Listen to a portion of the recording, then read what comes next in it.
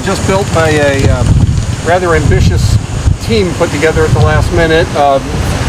Because we talked about the different set pieces and stuff a few weeks ago, and this wasn't even thought of, was it? That's correct. Yeah, I said it was in the works, but we weren't sure how it was going to come out or whether it would get done in time, but we managed to pull it off and actually throw together a complete, very soundly built, authentic looking house from the town of Foucarville, built in the Normandy architecture style. Everything here was built to be functional and used as part of the reenactment in a lot of ways, with civilian impressions as well as military ones during the battle.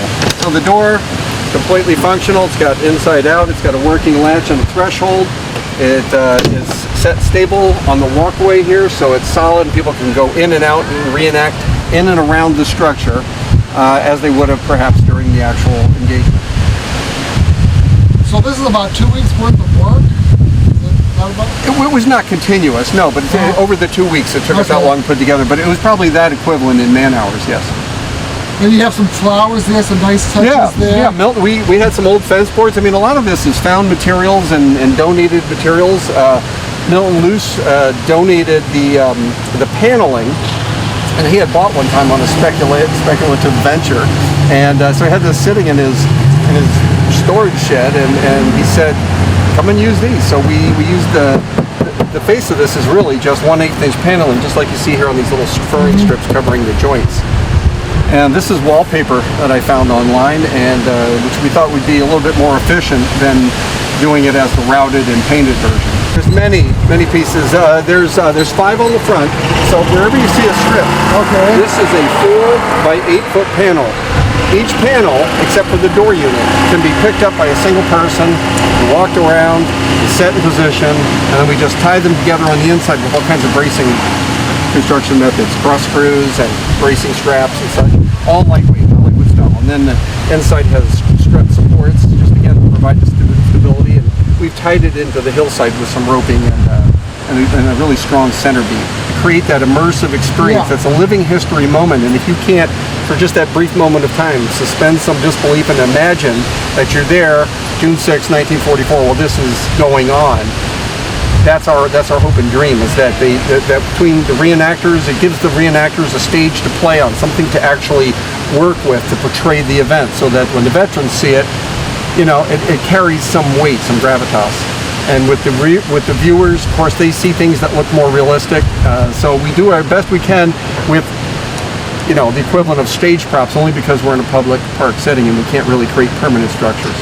So this will be used every year now? Correct. We can strike this. This is just like a theatrical set.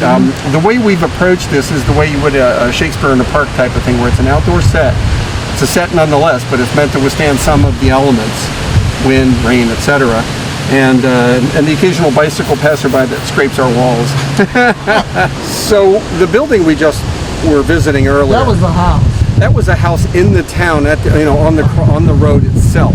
This represents a little bit more rural setting, maybe set outside of the town, where the soldiers would have come across as they were heading into the town to establish the crossroads and block off the Germans from reinforcing the beachhead. That was the goal of the airborne that day. That's what this battle represents. So there's going to be an ebb and a flow to the battle, but basically the idea was to push the Germans out, take control of the road intersection at Foucarville, and prevent anybody else from coming in. Guys, this was here last year? Yeah, this was built last year. Now what we did was, so we learned a few things in the process. And last year, we had a relatively small budget, and we really weren't quite sure how to approach this. So we had a lot of donated materials, old fencing materials in this case, and some 2x4s. And so we built it heavy, and so it's actually more like a shed. It's solid, but it's very, very heavy, and we found it unwieldy. But it makes a great rustic-looking building. So this is old fence pickets that we had just ripped off of an old fence that had been discarded and cut into strips, covered them with furring strips, and we built these windows. Everything was built out of reclaimed wood that we found. So obviously this had to be built though so that it could be used in a battle or a skirmish or something. So you have the windows, the door. Are they designed somehow so that they can easily be used for battle? No, absolutely. It's built with the reenactor in mind. I mean, it's an exterior feature. They can work around it. Okay, so show us how the window opens and it can be used by a serviceman. I'll have to go inside. All right. door opens. Yes.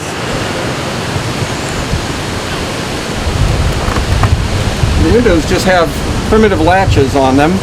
Well, everything was hand-built and constructed, just again to look informal, but this gives a good line of fire for people from a defensive position to retreat into and defend from.